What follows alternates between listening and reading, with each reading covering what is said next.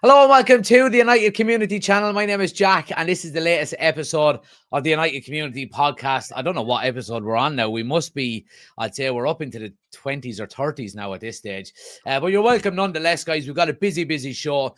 We took a little bit of a break last week because it's international break and it's always half our stories really. But we've got some news to discuss tonight. We're going to talk, of course, as you can see by the title, about what Ruben Amorim has said to Manuel Ugarte and the implications it has within the dressing room. So we'll talk a little bit about that. We're also going to talk as well about some of the stories this week in relation to Adam Wharton, our Manchester United making a move for him instead now of Carlos Baleba. We've got updates on Maguire's contract extension, supposedly. We've got updates as well on Joshua Zirkzee potential move away in January. And then, of course, we've got to talk about the potential sale and the Glazers and what they would want to actually sell it as well. We're going to finish as well, guys, finally with the salary cap proposition that's been coming out today in the last few hours and what it would mean for Manchester United. But as always, we've got some of the members in. Chris is in, and Ben, how we doing, guys? Oh, God. All good, happy days. Enjoying the international break, Ben? You've qualified for the World Cup. Yeah. Watch Northern Ireland as well. Yeah. Happy days. Yeah, well, I'm glad you didn't watch Ireland because that was a snooze fest. So it was. But anyway, thank God it's over now and we can move back into some good football. Chris, how are the USA doing? Have you qualified yet, or have you still games to play? USA. Huh? We automatically qualify. That is absolutely true. You do qualify. I don't want them to be in it because we're going to get absolutely. USA, Mexico, and Canada all automatically qualified. Mostly USA, and then there's some games in Mexico City, and then there's a couple games in Toronto, like a couple sites in Toronto or in Canada. Basically, what you're saying is Ireland's only chance of qualifying for the World Cup is to host one. And I don't think that's happening anytime soon. But anyway, lads, look, let's jump in. Let's talk Man United because, look, it's been a good while since we jumped in. And, look, I want to start, of course, with the Ruben Amorim to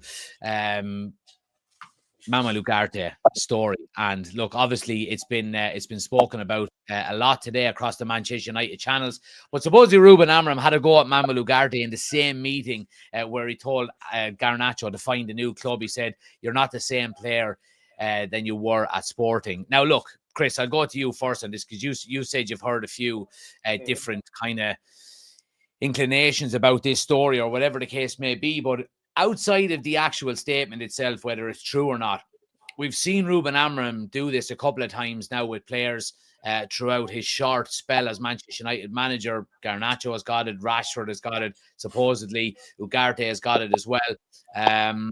What do you make of this type of man management? And, does he need to rule with an iron fist, given, I suppose, the player power that's been there in the past, or do you think maybe it's a bit too strong? Well, I don't think it's too strong at all. I mean, now I think you have to think about this too, because it's not like Ugarte went from Sporting to Manchester United. He had another stop somewhere else. So it's not. I mean, like people want to blame Manchester United. United ruined them and blah blah blah. I mean, he came from PSG first, so like you can't. As far as blaming how a player changed, that I don't think that's going to happen. Now, as the player changed, everybody develops and grows differently, but I don't think this is a bad thing. Like you hear about people, you hear the stories about what do they call it when Ferguson used to give the hairdryer to guys and just like you hear about all the stories of how Ferguson ruled and I think with the player power that's said to be going on and and everything, I don't have a problem with it. He didn't say he didn't want him. He just said he was just a different player. Like you need to go back to what you were before. Like not stop trying to be something you're not, or you need to play with more aggression. I look at it that way because if it was really bad, then I think he would have got to Garnacho saying like, you need to find a new club now. Because he didn't say he wanted him out. He just said that you're not the same player that you were with Sporting. So like, I think everybody's blown this out of proportion. And the second thing is like a couple pundits made points like, we're hearing about this now, 4.5 months after it happened? Like you heard about the Garnacho thing right then and there, like the day after, the next day. This is 4.5 months. So I think, and I think who was it that came out with the Athletic came out with this first? Like, are they grasping at straws? Because other people have been saying like they've not been welcome in the press conferences for United. So could they be throwing this out there just to get clickbait and everything like that? So I mean, I don't have a problem. I mean, if it was said, I don't have a problem with it because Jeff. I mean, you've coached and Ben, you've played and everything like that. Like, manager's not always going to tell you you're doing a great job. Yeah, like you're going to get on someone and be like, hey, you're shitting the bed right now. Like you need to do better. You need to get back to where you were. I have no problem with that. I mean, did he demean the player? Did he make fun of the player? Did he insult the player? No, he just said you're not the same player. Like it's much to do about nothing. I look at it at this point. Like I mean, I've been told that playing, the countless, times that, hey, you didn't have a good game. Like you haven't been playing well. You need to go back. You need to sit down and look at yourself and go, what do you really want? I mean, I don't find any problem with it to myself. Yeah. And Ben, are you there, Ben? Yeah, I mean, yeah. Oh, you're there. Sorry, you froze a little bit, but I can hear you perfectly. Is this Amorim setting standards within the dressing room? You're not the same player as you were previously. I expect more from you. And look, I think it's quite clear that I think we all maybe expected Manuel Ugarte to play a little bit better. I don't think he's been atrocious, to be honest with you. I think maybe it's a lack of consistency more than anything else, I would say. I think he's still young. Is he 23, 24 maybe? 24, I think he is. 24. Ben, what's your overall view on it? Is it something you like to see coming from the manager if standards are not being met, or do you think it's a bit too strict? I like it, to be honest. I think it's clever from him, to be honest. Because Ugarte knows now he's got to work. Yeah. It's all on Ugarte now, isn't it? He said what he's got to say, and now there's only one person that can prove him wrong, and that's by playing him and seeing what he can do. Yeah, absolutely. And it's a lot of it. A lot of these things can be tactical. Like I actually only seen the clip that Wayne Rooney speaking with Rio Ferdinand when Ferguson came in one day and at halftime and just berated Rooney for dribbling too much while he was sitting in between Ronaldo and Nani, and he looked at both and he had to go back, and he was like, what the fuck is this all about? But basically that was Ferguson trying to get the point out to stop dribbling. He knew he could do it to Rooney, and if he'd done it to Ronaldo and Nani, they would have been shrinking violets and they would have gone off crying. But it was actually a way of getting his point across to Ronaldo and Nani through Rooney, if that makes sense. No, I mean, Jack, you manage. There's certain players you can go in on, and there's certain players that you can't go in. I'm guessing. I mean, I had a coach that was the same way. He would go in on certain players, and you just kind of looked at him like, I don't even know what he's talking about. But the message, like you said, the message is there. So I mean, what are we supposed to think, that you're supposed to just praise these guys all the time? Because let's be honest, the one thing that you said was consistency. That's the one thing we've lacked over the past however many years is a consistency. So, if he's trying to rule with an iron fist and get to consistency now, and I'm guessing that Amorim is smart enough to know when he can go in on someone and when he can't. Yeah. And like I said, with Garnacho, he was just done with it.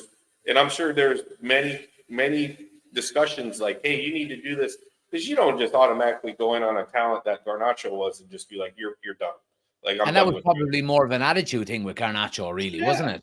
Yeah, I think so. I mean, I just look at him and it's just like, I mean, we've talked about it in numerous games of where we're sitting there saying, why is he consistently doing the same thing? Like, he's not getting any better. And you can't tell me that the coaching staff is not trying to drill into him, you need to do this and you need to do that. Like, I just think he just thinks he's bigger than he is and he can do it his way. And that's the way he's going to do it. And I applaud Amorim and the coaching staff for saying, no, we're not, this is not how this is going to work. Because to be honest with you, if you're going to have unity as a team, you have to be able to do that. You have to be able to take as much praise and take as much criticism. I mean, you got to be able to take both. Yeah, absolutely. But I think the problem has been with United is there's not an awful lot to praise over the last few months, which is which is obviously a hindrance in itself. But look, overall, Ben, how have you found Amorim this season? Look, because there's been a lot of talk about not his conduct, but what he says sometimes. I think it's quite clear he wears his heart on his sleeve, doesn't he? He's a very emotional manager. We've seen that after the Grimsby game, nearly calling out the players, so on and so forth. Overall, what do you like the way he seems to, I suppose, manage his players in terms of the media, in terms of on camera, in the public domain? Or would you like it to be a little bit more in-house? I don't mind him the way that he is, to be fair, because at least you know what you're getting. If it's in-house, you don't know what he's saying in-house, do you? But you know what he's actually saying to the players as such. So where's the issue with that in my eyes? Yeah.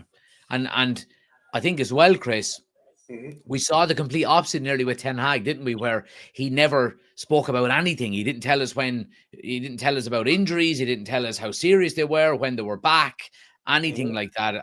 I suppose maybe we're going from one end of the spectrum to the other, but I tend to be on Ben's side here and like the manager being a little bit transparent about standards not being good enough and players not being good enough on certain occasions. Well, I mean, I think that I agree with you. I agree with both of you. And I think that let's be honest. We're going to know if he's lying about something, because if we're watching the games and he's trying to pull the wool over our eyes, then you're going to be like, oh, this guy's shit. He's just lying to us. And he's towing the company line and just kind of, oh, everything's great. We just didn't play. No, he's going to call you out. And I think that's, for as much as everybody wants to say it, this is, from what I've read and heard and listened to Rooney and Ferdinand and even Patrice Evra and everything, this is the way Alex Ferguson was. Yeah. But the difference is it just wasn't broadcast out in the media as much as it is now. Patrice Evra said the same thing, said the one thing, I don't know if you guys saw it, is that he was in an interview and stuff, and he said if Ferguson were managing now, he'd be fired on the spot for the stuff that he did to players, and how he treated them and what he said with social media and how everything gets out and everything like that. He goes, the way that he treats players, he goes, there's no way he'd be able to manage that way, how I remember Everett talking about how they let Danny Welbeck take a penalty kick in a preseason friendly, and he missed it. And Ferguson went in you'll never take another free kick for the time that you're at United, and blah, blah, blah, blah, blah. Welbeck's just sitting there going, oh, crap. Yeah, something similar to what DJ is saying. If Roy Keane could have become a manager, Alex 2.0, he would probably be somebody similar that we see in today's world, where, he can't bite his tongue a little bit or as much as he needs to. Well, and that's the thing. Even the things you say, I've listened to Roy Keane on Stick to Football and everything like that, and it's just more of, I get what he's saying, but it's and I think we have to realize that when Keno played and even when Jamie Carragher played and all those guys played, they didn't have what the players have to deal with now in the social media. Yeah. I guarantee you, if those, if the players back then had what they had now, and being able to throw out stuff on Instagram or Twitter or whatever, X or whatever you call it, and everything like that, that it would be far different. You look at what Ferguson did to David Beckham, how he berated Beckham. Sometimes Beckham came out and said, I was in Manchester. He said I was in Spain. He wouldn't even believe what I said. And I was in town. And I'm and that's one of your best players. You got to sit there and look at it and go, can you imagine the backlash what would happen if that got out in the media back then or now, and what kind of I'm sure Alex Ferguson would just sit there and go, I don't care. This is the way I do things. They're either going to play my way or the highway. He was that way. And I think Amorim's trying to get that back and say, this is the way I play. And it's not about the form, like he said, it's not about the formation. The consistency of how we play is the most important thing. And it takes time to get to that point that Ferguson had, doesn't it? It takes time. Yeah. It does. And everybody's talking about, oh, well, I'm I mean, you look at Arne Slot, like he took over a ready-made team with Liverpool last year and won the league. Made a couple of adjustments and everything that won the league. He's lost 3 in a row now. You don't hear anything about him losing 3 in a row. Like you hear snippets about it, but they don't talk about it as far as like how United's berated and everything like that. And I truly believe it's the agenda. And I think Amorim handles the anti-United agenda very well. I honestly do. I agree. And I mean, and that's part of being a United manager and a United player. You're going to get scrutinized no matter if you do well or if you do bad. Yeah, absolutely. Absolutely.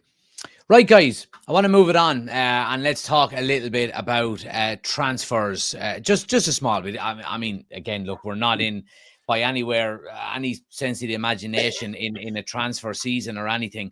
But a lot of talk about a potential rebuild of the midfield next year, and a lot of talk about this guy specifically, Adam Wharton, and supposedly he has overtaken Carlos Baleba on Manchester United's list of targets for midfield. Ruben Amorim is understood to be a big admirer of Wharton's directness when he gets the opportunity to pass the ball forward rather than sideways. And look, Chris, I'll go to you first on it. We've seen Carlos Baleba's head being turned a little bit this season for Brighton. I think he's yet to register more than 70 minutes in a single game. And I think 3 games he's been taken off at halftime now. Yes. You know, is there a case, and maybe, you know, is there an argument to say we might have dodged a bullet with Carlos Baleba because we've been burned in the past by one season wonders coming to Manchester United and not working out? Mm-hmm. You know, is there an argument there to say, right, we were obviously in for Baleba. I think we went and, you know, Brighton weren't willing to lower or even negotiate down the price. So we moved on. What's your whole thoughts about this whole Baleba over Adam Wharton? Who do you like more? Obviously, it's going to be a big rebuild in the midfield next summer. I mean, I'll be honest. I think they're 2 different players. Yeah, I mean, I think Baleba is more of your game wrecker. He's going to win the ball back and he's going to give it to Wharton, and Wharton's going to progress the ball forward a lot better than Baleba. Not that Baleba can't, but Wharton's going to do that more on a consistent basis, a la your Michael Carrick or something like that, or your, you know, I loosely say Scholes, moving the ball forward and being the quarterback of the midfield, where Baleba is going to be the guy that's just he's going to win the ball back, and that's the way I see it. But I mean, I think we dodged.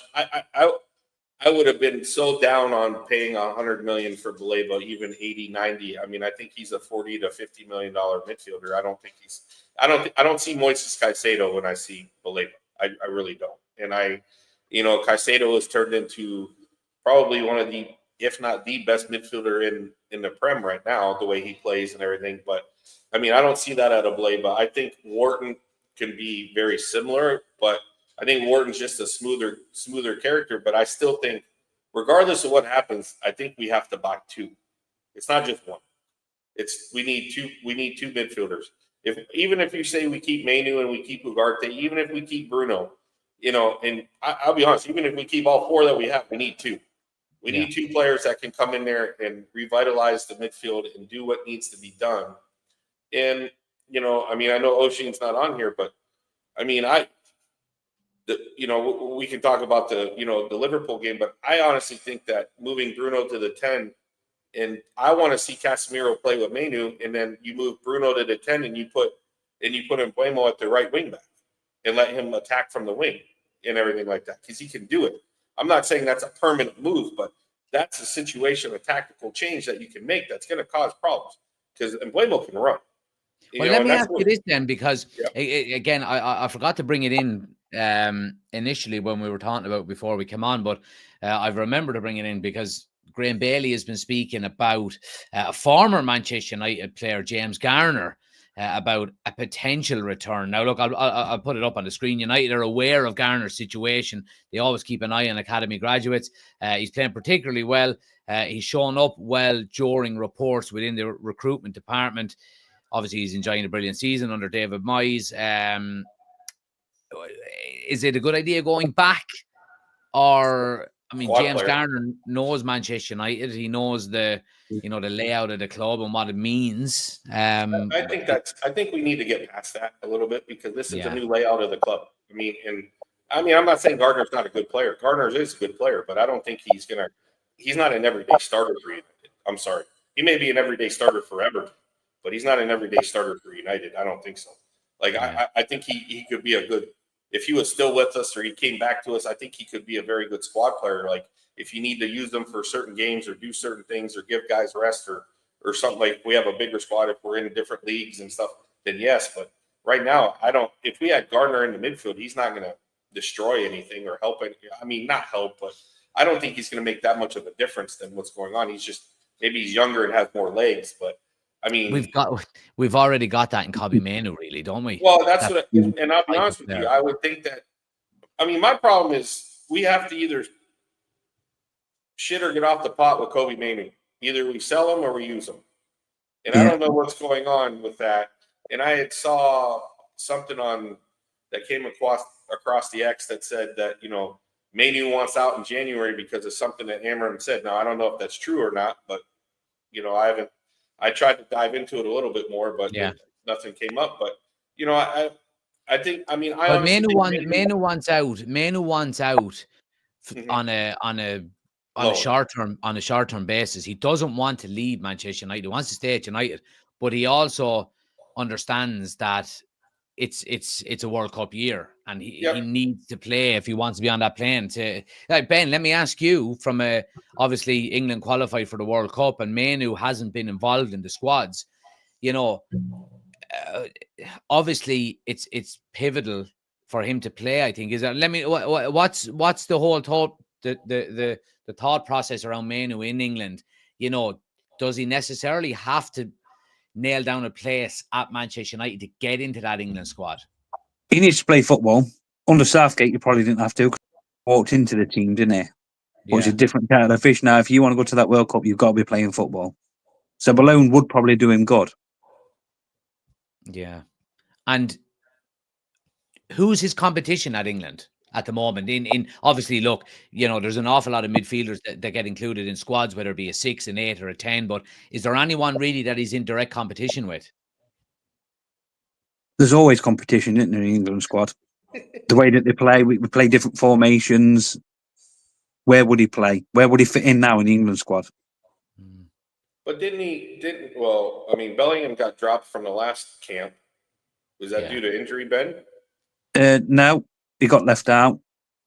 And right? A lot of people kick off with stuff like that, but I don't mind that international football. Obviously, that gives other players a chance to get in the squad, don't it? Like you say, Mainoo would have been perfect for that game. He not played a lot of football too. Could have had a look at him to see what he's playing like. But didn't Wharton get dropped for that camp too? The recent one? Yeah. Yeah. So, Tuchel's still trying to find who his midfielders are at this point. Yeah. And that's what I mean. Mainoo weren't there, was he? Weren't even mentioned in it. So obviously that tells me you want to be in the squad, you go play football. I mean, for everything that don't take me in a bad light, but I mean, I think he's a quality player and everything like that. But I think we've blown him out of proportion a little bit. I think that we've sang his praises a little bit too much, and it's too much too quick in my mind. Like, don't get me wrong, I think he can. I mean, how old is he? 20, 19, 20? Like, I think he can develop into a very, very good, phenomenal player. But like at 20 years old, he's not Wayne Rooney. He's not, he's not that type of player. So he literally has another 2 years to develop to become something really, really good. And I just think that we want to use him so badly. And honestly, I don't think he's ready. And I have friends that talk about the one thing that he truly lacks is pace. He has zero pace. And I'm not saying that you can't get by without that, but man, like, it's tough. And and the question I have is, what's going on at Carrington that he can't get in the squad? Something has to be not going right, or he must not be doing something right for him not to get a sniff. Is there an argument, do you think, that Ruben Amorim is protecting him a little bit? Like we've seen with Sen Lemens coming in, didn't get a lick of a chance until the Sunderland game, and that he obviously he's in direct competition supposedly with with Bruno Fernandes, and I don't think there's very many people that agree with that direct. I don't know, whatever the case may be, but do you think because look, Ruben Amorim has spoken highly of Kobbie Mainoo, and he says, look, he's not the finished article. He still needs to develop. Mhm. Is there a case where he's just protecting him a little bit? I'd say so. Best player, look at Garnacho. He walked into our squad, played every week, didn't he? Because he had no competition there. Yeah. I mean, Look I at his agree. aim. I think he could be protecting him. Absolutely. I mean, because the way we're playing now, and if he plays next to Casemiro or Ugarte, or I mean, heaven forbid if Bruno and Mainoo play together, I don't even want to see that ever. But I just don't think maybe the concepts aren't there, because I harp back on this idea and the things that I've seen out of him, even under Ten Hag and stuff. Kobbie Mainoo doesn't like to press on a man. He likes to press in between a man in space. And when you're pressing, that doesn't work. You have to go, and Luke Shaw is the same way. Luke Shaw does not want to press high and open up things, because I think he knows he can't get back. Like if you watch games where Aiden Heaven played, Aiden Heaven is following the forward all the way back into their defensive third, and he's pressing him. Luke Shaw, you see, once he takes like 5 steps in from the half line, and he stops, and he lets the player get the ball, and then he goes to him. If you look at it technically, we always say, everybody has to press the same way. And if one person doesn't do it, it unlocks everything. And if you watch a team that presses high, everybody is pressing, and you have to win and then you have to win the ball back. And if you see a 50-50 ball, you come off your man, you win the ball, and then you retain it. If you let that one, and Jack, you know that you let that one outlet pass out, the players that, if that ball comes into the guy that Luke Shaw is pressing, all the midfield and everybody is going to they're murdered. They're done. They're chasing now. So you have to lock it down. And if Luke Shaw presses, or Mainoo presses on that guy in the midfield and stops him from making that pass and makes him go over the top, that's what you're looking for. But if you let the guy get the ball, you're cooked. Everybody's cooked at that point. And as we go into the Liverpool game, I think we should watch it happen. If that's the starting lineup, where Shaw is he'll let his guy receive the ball, and it hurts everybody. And you don't. Yeah. Lenny Euro doesn't do that. De Ligt doesn't do that. You've seen De Ligt; he goes right into the guy. And the other problem is Maguire does the same thing. Yeah, because they're afraid, because they know they don't have the pace to get back. Segue time. Speaking of Harry Maguire, let's move it on. I get set up for shit. That was a great opportunity they're taking. But anyway, look, before we move it on, smash a like in the video, guys, if you haven't. Subscribe if you're new, all of that good stuff. But as you mentioned, Harry Maguire, Chris, and I'll let you continue on speaking about him. Some of the reports this week have suggested that Manchester United are willing to offer him a new contract at the end of the season. He's out of contract, but in order to do so, Maguire will have to take a salary cut. He'll have to reduce his current salary. And Fabrizio Romano is speaking about it. It's been mentioned a little bit about Casemiro as well, that potentially, if he wanted to stay, he would have to take a massive salary cut, because he's on about 350 grand at the moment. 375. 375. Yes. Did that not reduce when we weren't in the Champions League? I don't think so. All right. Okay. I think it was higher than that before. Was it? I think that's what I heard. I heard it today. There's 375, but I could be wrong. Casemiro salary per week. Yeah, he's on 375 grand a week. You're right. Jeez. Well, that's his 375. I know these things. Yeah, the chairman knows these things. Yeah, you're actually paying these fucking wages.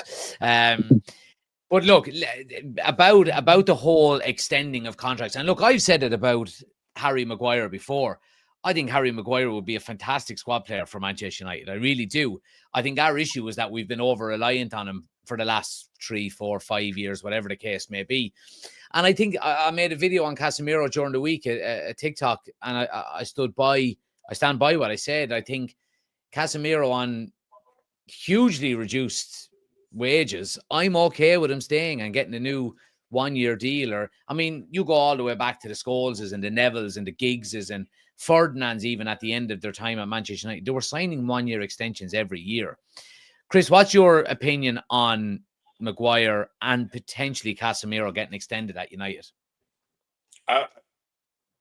I would say no to both. I'm sorry. Okay. Like I thank you. You did well for us. I mean, I'm not going to complain about either one of them. I mean, I know Maguire had his ups and downs. Consummate professional, handled himself well. You know, had the one little oopsie thing in Greece that he got in trouble for. Blah blah blah. But you know, put his head down, had a captaincy taken off of him. Didn't whine, didn't cry. Came back out, made himself better. I can't deny that.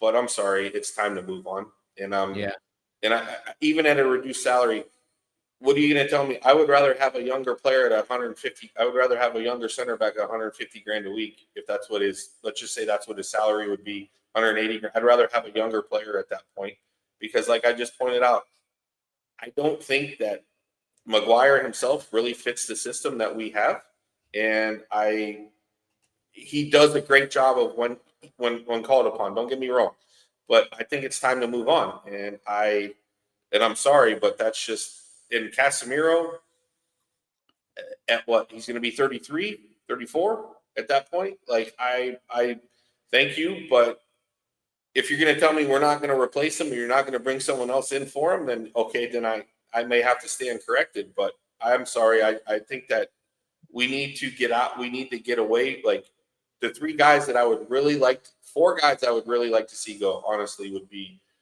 whether it's in January or in the summer, you know, whenever we can replace them. Casemiro, Maguire, Shaw, and Delo. Right. Well, let me ask you this then, Ben.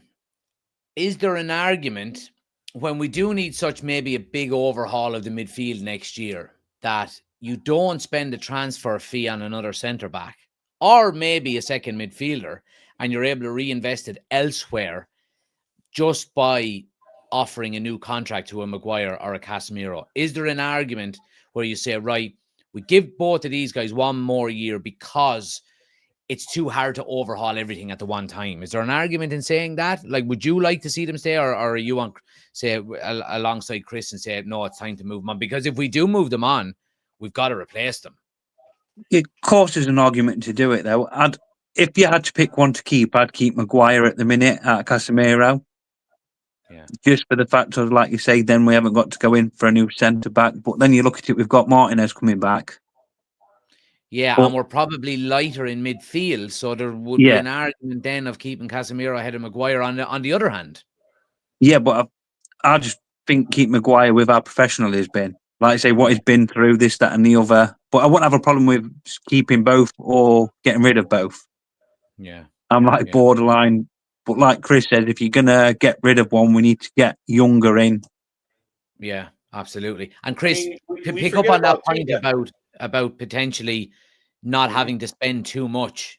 Not that not having to spend too much, but not, not having to, get 3 midfielders in if we sell Casemiro instead of maybe 1 if we keep him for 1 more year. Well, and I understand that. I get that point, but then you also have to look at where's our academy at, and what about Sekou Kone, the young kid that, everybody's talking about, what about Toby Collier coming back on loan? Because now he's going to have a lot of minutes. I mean, you talked about James Garner earlier. I look at Toby Collier as being very similar to James Garner. Like, I don't see a lot of difference between the two players. The difference was Toby Collier didn't get a lot of minutes, and James Garner wasn't getting a lot of minutes. But then you look at what Garner progressed to as he got minutes for Everton.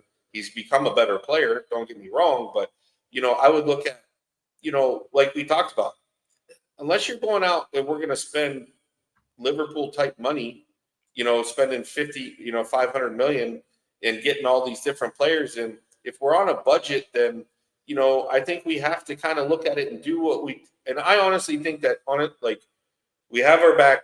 You got Mazraoui, you got De Ligt, you have Martinez coming back and everything. Our back line is fine. You have a couple, you have Will, what's his name? Who's the Fredrickson? that's back Yeah. there as well. He hasn't Well, been seen since that Grimsby game. Well, and I get it, but I mean, we have Kukonki and different players that have we've seen. There's center backs available there, but then we bought 3 up front to solve the issue that we don't score goals, and now we look at it and say we need to buy 3 in the midfield. We need to buy 3 in the midfield to solve this.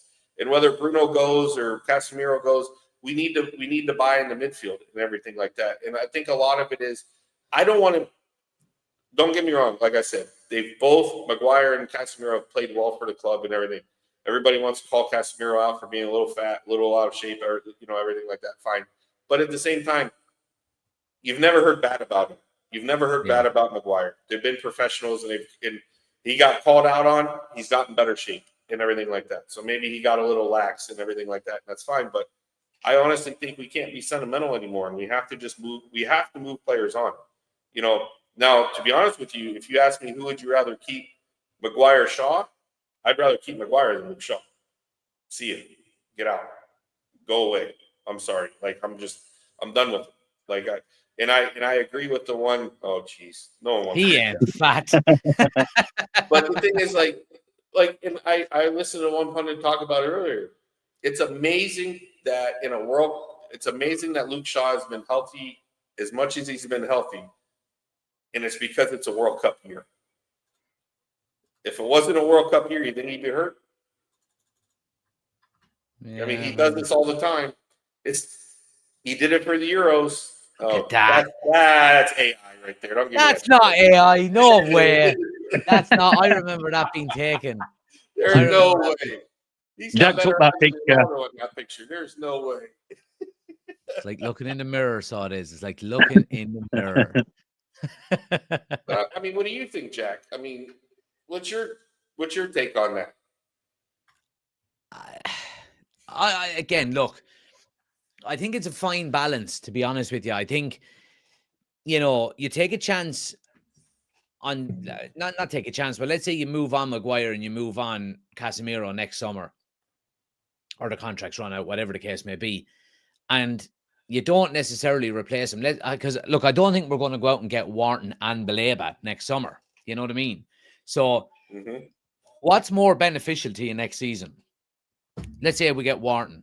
Is it Wharton and Sekou Kone, or is it Wharton and Casemiro?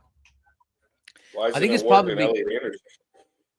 whatever the case may be. I think having somebody like Casemiro or Harry Maguire, experienced players, in around the squad during the transition, I think it is beneficial.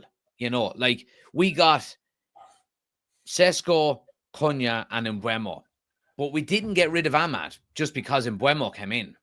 You know what I mean? We didn't get rid of Mason Mount because Cunha was coming in, or whatever the case may be. And I think you do thread a thin line when you do. Like, if we go out and get Adam Wharton, and then we've got Wharton, Menu, Sekou Kone, Bruno, and one or two of them gets injured, all of a sudden, we're fucked here.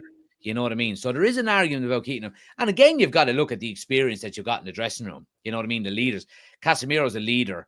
Harry Maguire, like we mentioned, is an utmost professional. So it depends who you're replacing them with. But if they get one more year on reduced terms to see a transition through of that midfield, and I'm okay with that. Yeah, but I have a hard time with their placeholders. Instead, you're using them as a placeholder and not bringing in somebody that can really progress the club. But you can bring in somebody while they're still there. You know what I mean? I'm talking about bringing in a Sekou Kone alongside a Casemiro, a Toby Collier back alongside a Casemiro, where you're not just going Casemiro out, Toby Collier in, and Toby Collier is going, well, I know I was playing in the championship last year, and you want me to start 56 games this season and play well in 50 of them? You know what I mean? I think that's happened way too often, where we've gone, we've made cutthroat decisions and just expected people to step up, where maybe a little transition. Like, you look at even the top team, look at Liverpool this year. They cut the two they cut the two fullbacks. Obviously, Trent left. you know, and Andy Robertson's been pushed to the bench. But the two new fullbacks that have come in have been nowhere near the levels that are required. And it's going to take them time. Now, they've still got Andy Robertson there that they can fall back on, even though his legs are probably gone. He's past his best. And I think that's the argument for the likes of a Casemiro or a Maguire to stay as a part player. I mean, I look at this summer, if we're looking all the way into the summer, I look at this summer as we're going to bring in two midfielders. And I honestly think that maybe Wharton and Elliot Anderson. Because I think Elliot Anderson and Wharton would transform the midfield at that point. You know, I think you could I mean, if you're going to spend the money like they did with Cunha and Mbeumo, you're going to bring those two guys and stick them right in there. And Casemiro is going to go to the bench and be a squad player. And, you know, everybody else is going to be a squad player at that point. Because I'll be honest with you, anybody that we have in the midfield right now is not good enough. We need – they're going to instantly become squad players with the two people that we bring in, if not three. You know, and that's why if we look at what we did this year, how many players did we bring in? We brought in 4, right? So if you look at – you got Diego Leon, you got 5. So let's just say we bring in 4. If you bring in 4, and I think this is where Ineos or whoever is in charge has to look at it and say, if we're on the same kind of shoestring budget, you're going to spend the money on Premier League proven players, and you're going to pop them in the midfield, and then you're going to go out and you're going to get a young Diego Leon type player. Maybe he's a right wing back, or maybe you do something like that, or you're going to maybe bring in somebody that's a little bit more seasoned that you're not going to spend big wages on, but can play a pivotal role in what you're doing. And I think that's the smartest thing. Now, are you going to give him a 5-year contract? No, you're going to give him a 2-year contract with an option. You know, this is me saying I'm tired of everybody coming in the club besides Mbeumo and Cunha that are 22 years old, 21 years old. You need to have the experience. Yeah. And if you brought in Wharton and Elliot Anderson, because I think his ship has sailed. You know, I think that one, unless he has a complete turnaround in the second half. Or you get him for a lot less than what they quoted us for last summer. At this point, the way he's playing, you got to get him for like 35 because he's not playing well.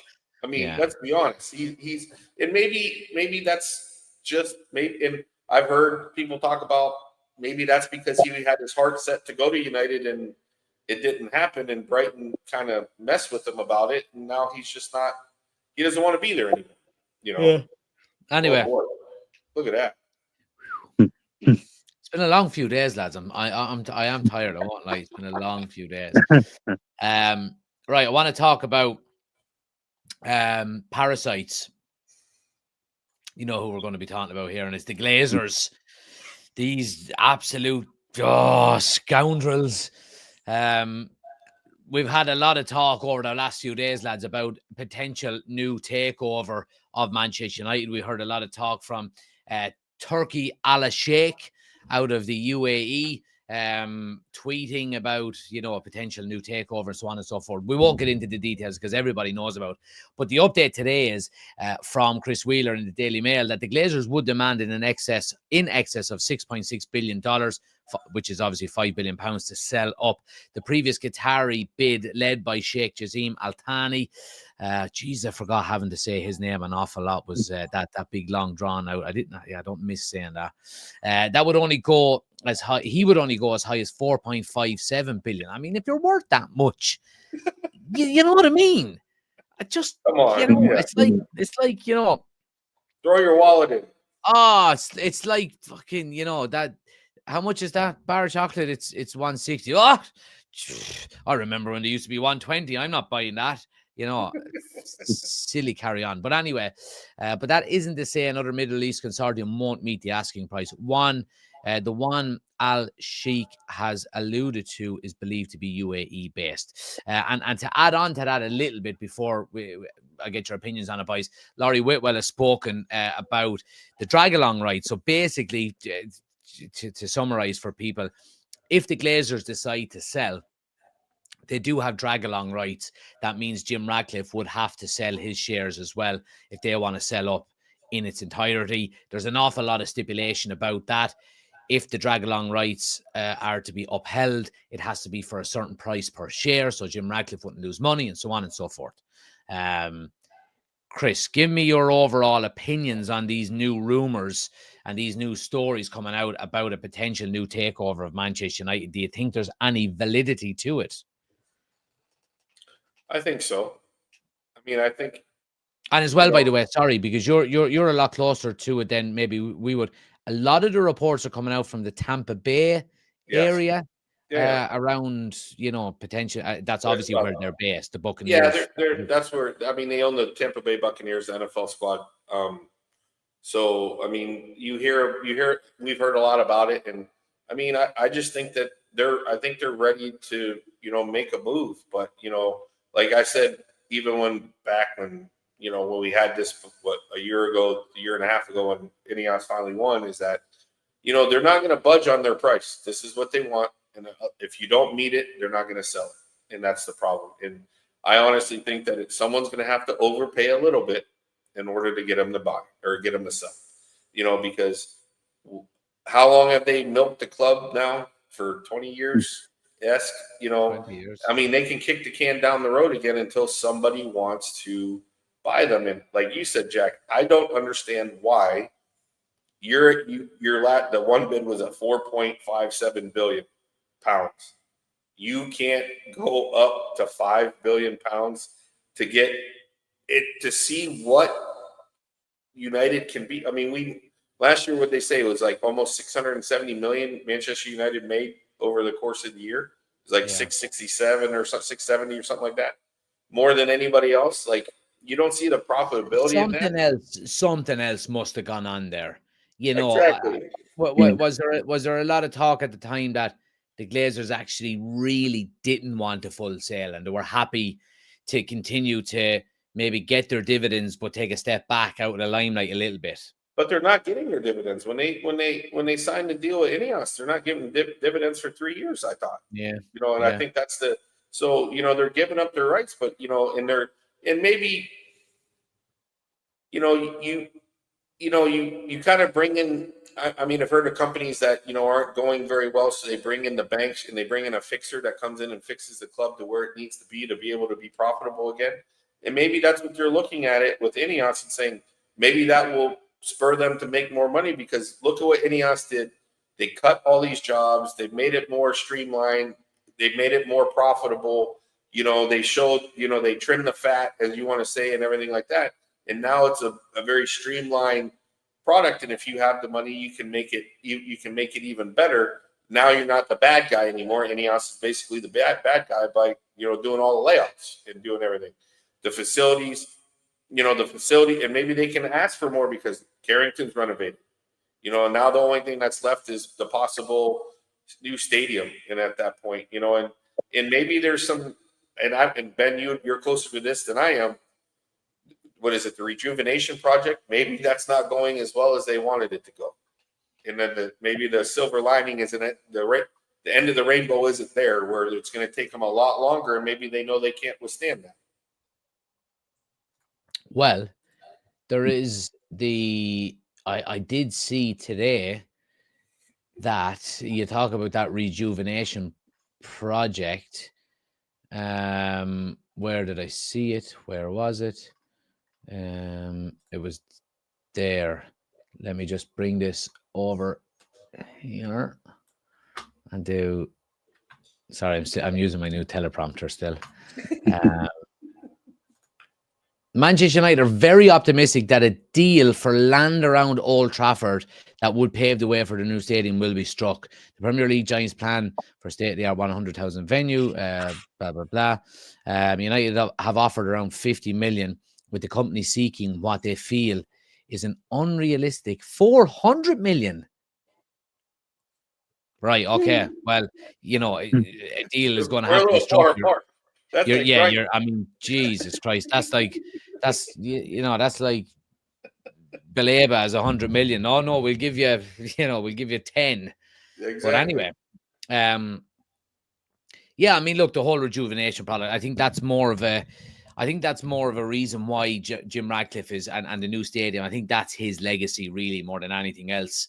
When he's dead and gone, like we all will be someday, he will be the one that will have built us this new stadium or whatever the case may be. But I want to talk real quick. Sorry, go on. But the one big thing is you got to remember is that the Glazers retain the commercial rights to Manchester United through their agreement with Ineos. So if they get the new stadium, can you imagine all the money that are going to get commercially for that new stadium? And if they think that's too far out, then they may just say we're out because we were hoping on that revenue and not exactly revenue from the club. And I think there is something to do with 2027 as well. I can't remember why that date is important. I listened to Andy Minton say it on the Talk of the Devils podcast the other day. I think maybe it's a certain price. They can only get a certain price per share up until 2027, and once 2027 is reached, that price can go up. I think maybe, and that probably has to do with the Dragon rights. So anyway, for another story for another day. I want to finish up and talk about this salary cap before we go, guys, because it's been touted around. I've heard a little bit about it recently, but again today, where is it coming from? It's coming from Mike Keegan in the Daily Mail. So again, look, we take it with a pinch of salt, but he says that a controversial new salary cap, which some believe will destroy the Premier League, could become a reality as early as next month. Both Manchester clubs are known to be opposed to the system, which would run on top of the new squad cost ratio rules. Based on 23-24 figures, that would mean that an approximate limit of 550 million and mean that some sides would be at immediate risk of breach. To compound matters, the proposal is for a second breach to be dealt with by a 6-point deduction, with an additional point for every 6.5 million of overspend. So this is pretty serious, and it's pretty in depth what they're talking about here in terms of a salary cap. And you can understand why the bigger clubs would be opposed to this, given, the money that they generate and the money that they can offer players is higher than lower clubs, which obviously can attract better named players to your club. Ben, I'll ask you, I'll go to you first on this. Do you see this as something, because we're seeing the figures in football and transfers and wages and salary and everything just spiral out of control. Do you think this is a realistic cap that could come in terms of a salary for players? It could do. I would say it could come in, yeah, but they've got to be realistic with the timescale, haven't they? Like you say, the big clubs that are paying these wages out, how are they going to say, oh, we're not paying you that no more? Yes. So there would have to be a tapering off maybe of what you're paying players. It must be like 5 years down the line. Oh, there's no more contracts like that. Yeah. Get your ducks in a row before 2030, because this is when it's coming in maybe. But what is it? So Jack, let me ask this question, and I'm a little confused.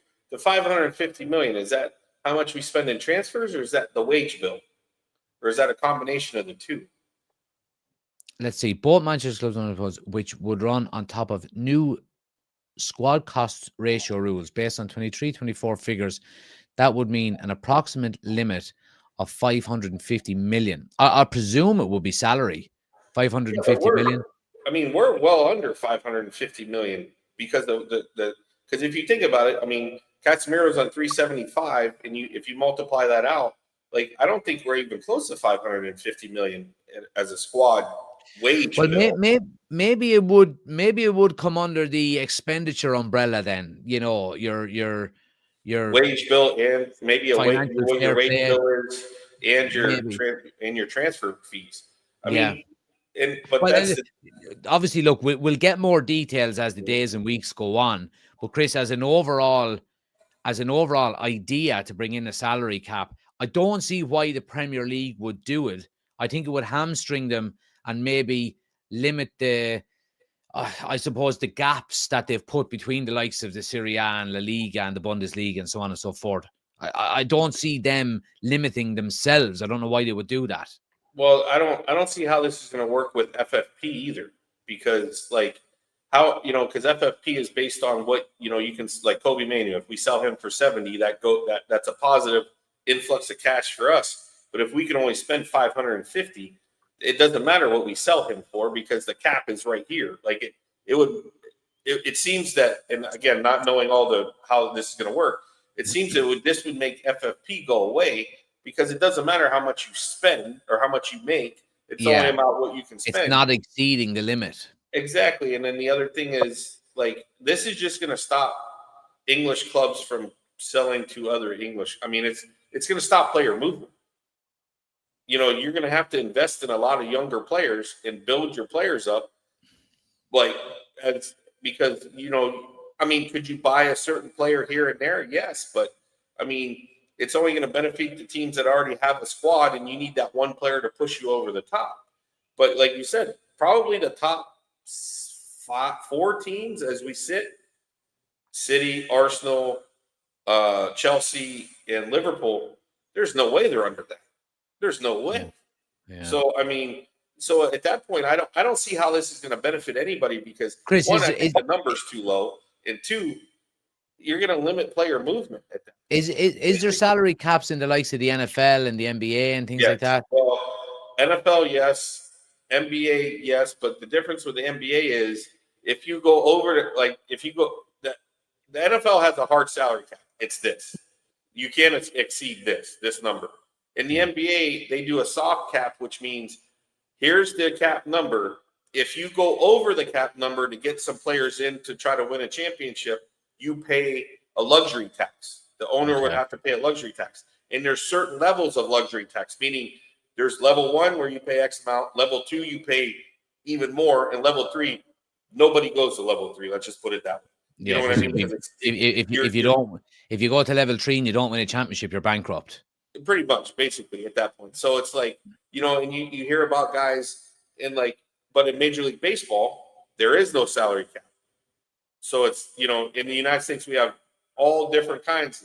Like, because baseball, I don't know if you guys follow, but the LA Dodgers, they gave Shohei Ohtani like a $500 million contract. I was at opening day in Dodger Stadium in 2012, I want to say. Maybe 11, something like that. So basically, what they did with Shohei Ohtani, because he's, you know, I don't know if you guys know, he's a guy that, I mean, he hits 50 home runs and is a pitcher. He's a phenomenal player. He looks like I heard did he get something like a $600 million? Over $500 million, but it's over a 20-year span.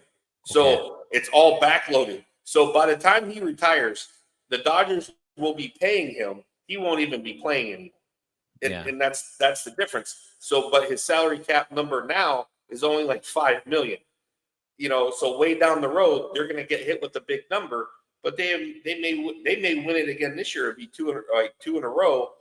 You know, they're just banking on all the money that they're making now and all the money that they're generating.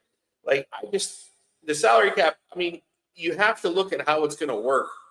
Because if it's a ratio of what the wage bill is minus, like if it's $550 and you take $550 minus your wage bill, and that's the only, like, let's just say our wage bill is $250, then you only have $250 or $275 to spend in transfers. That's ridiculous. Like, there's no one's gonna, you know, there's gonna be no player movement. You're gonna end up buying a lot of younger players for 30-40 million, and you're not gonna buy anybody for 80-90 million. Like Florian Wirtz never gonna move. You know, but then how are you gonna compete with, if we have this in the Prem, in the Bundesliga, in Serie A, and Spain don't have it, they're going to close the gap very quickly on us. 100%. Very quickly on us. Players are going to go over there and make more money. Yeah. So. Right. I think it's a nice place to finish up. Not too negative, not too positive.